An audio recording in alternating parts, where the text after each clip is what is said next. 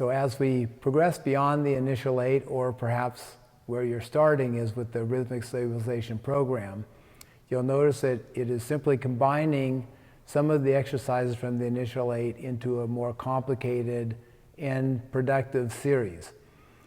With this, we'll have compressing the ball between your hands and your thighs, pushing out against the belt, squeezing the bolster between your knees, as you did in the initial 8, or when you're holding the stick, stretching the stick, compressing the stick together as components of the initial 8, but now you're going to combine them with the purpose of adding to the neuromotor challenge, adding to the proprioceptive challenge, and trying to coordinate muscles on all sides of the joint in the trunk so that they start to work in concert with one another. It is critical for people's function.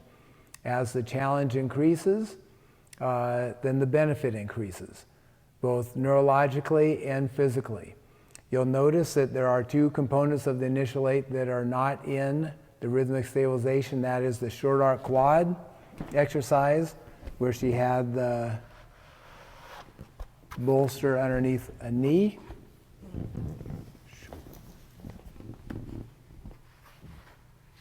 Thank you. And then she straightened her knee, tightened her quad, did a little external rotation over lower extremity in order to stimulate knee extension, hip extension, and the exercise where she stood in the walker, where she compressed the walker or squeezed her elbows into her sides, tightened her thighs, squeezed her buttocks. Both critical exercises.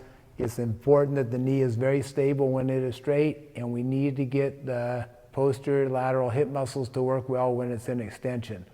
So as you progress through the rhythmic stabilization program, you should continue these 2 components of the initial 8 if you're going to keep a well-rounded program until we can advance you to more challenging exercises.